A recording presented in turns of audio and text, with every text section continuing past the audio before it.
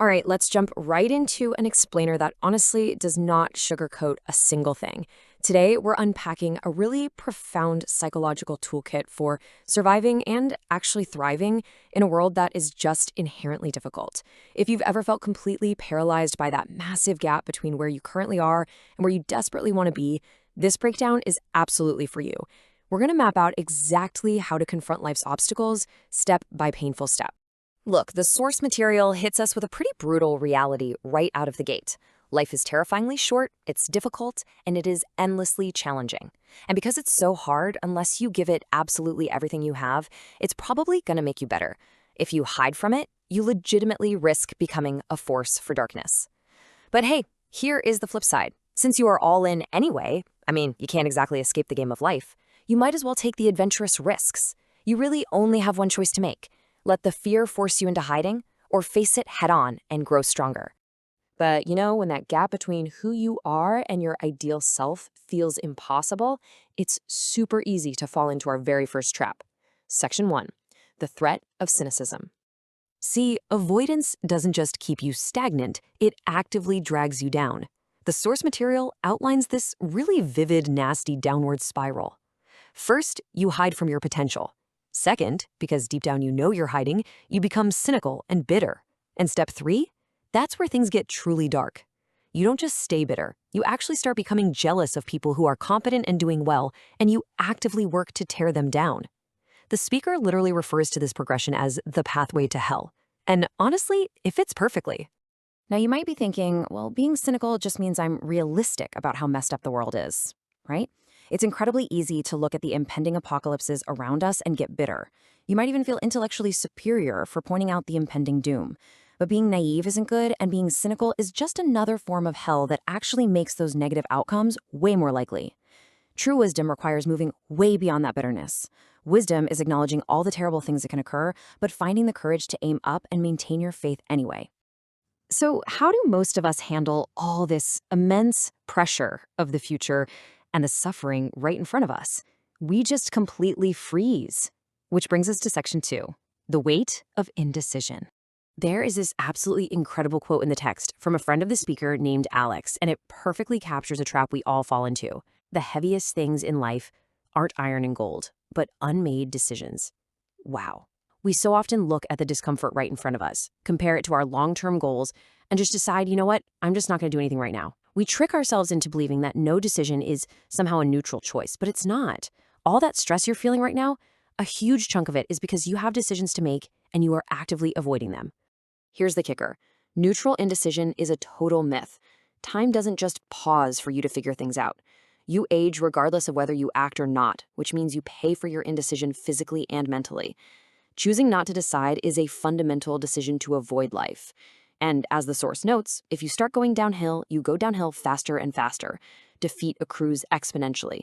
So by doing nothing, you are actively choosing the abyss. Okay, so if standing still is basically a downward spiral, how in the world do we start moving up when the obstacles just seem totally insurmountable? Let's get into section 3, scale the dragon down. First off, we've got to completely rewire how we measure success. We are constantly comparing ourselves to other people, but the speaker points out how deeply flawed that is. You have no idea what talents someone else was blessed with or what lucky breaks they caught. And on the flip side, they don't have your specific limitations or tragedies. It is a completely unreasonable comparison. Your only appropriate control group is you yesterday. We have to stop looking sideways and exclusively ask ourselves, could I be just a little bit better than I was yesterday? And the great news? The answer to that is almost always yes. But what if you look at yourself and you look at your ideal future self and the gap is so massive that it literally paralyzes you? The source uses this brilliant metaphor here. If you're paralyzed, you've created a dragon that you simply do not have the tools to master. You can't slay it as you are right now. So what do? You have to scale the dragon down to size. You have to shrink the monster until it's small enough that you're actually willing to take a swing at it. Let's break down the actual mechanics of getting things done. You take that terrifying, unbearable gap between you and perfection and you just slice it down. You aren't going to fix everything in one magic moment. You have to reduce the gap until you find a task you will actually commit to doing. You take that first step no matter how ridiculously small it is, because doing so is the only way to discover where you're coming up short so you can actually start fixing it. Now, there is a bit of a catch to this incremental approach. That very first step It's gonna seem laughably, maybe even painfully small. This takes us to section 4, the power of humility. The source completely flips our normal understanding of humility on its head here. We usually think of humility as just being modest, right? But the speaker argues that true humility is starting exactly where you are. It's the willingness to literally get on your knees, look at the absolute mess of your life, and admit your own insufficiency, even if it brings you shame. It's accepting that your very first attempt to fix things might not be something you're proud of at all. The speaker gives some really grounding examples of this from his own life and clinical practice. He talks about being severely ill and having to relearn how to simply button his own shirt, or just figuring out where to place his hands on a keyboard. It was humiliating. He also mentions clients whose lives were such a wreck they hadn't cleaned their room in 20 years. For them, the dragon was just way too big, so they scaled it down to just opening one messy drawer and looking at it for a minute. Literally, just looking at it. You might think, geez, is that really all I can do? I'm useless. But embracing that deep embarrassment, that is your mandatory starting line. And hey, this totally applies to our intellect too. Have you ever been in a room completely lost about a topic, but you stayed dead silent because you didn't want to be the only stupid person there? The speaker notes that you should always ask the stupid question. If you have the humility to ask it, yeah, for sure, you reveal your ignorance in that moment. But if you do that 1,000 times, you aren't ignorant anymore. By being willing to look foolish 1,000 times, you literally cure your blindness and learn 1,000 deep things. So why put yourself through this humiliating start? Well, because moving uphill is always better than tumbling downhill. When you take that embarrassingly small first step on day one, like just staring at that messy drawer, you aren't just solving a tiny problem. You are advancing in the face of all the heavy opposition lurking behind that problem. And just like defeat compounds, success accrues exponentially over weeks and years. You start moving uphill faster and faster. You start with the drawer, and eventually you build the competence to slay the entire dragon. As we keep pushing past these self-imposed limits, we eventually have to step back and ask a much broader question. Section 5. Built for maximal challenge. That question is simply, what are we actually built for? Modern society loves to hand us a bunch of very comfortable, very easy answers to this, but the source text firmly challenges every single one of them. We live in a world that constantly tells us we're built for pleasure, for endless consumption, for absolute safety, or maybe just for getting famous. The speaker calls these out for exactly what they are, total delusions. While they might feel great for a minute, they fundamentally fail to give the human spirit what it actually requires to thrive. They just do not provide deep meaning.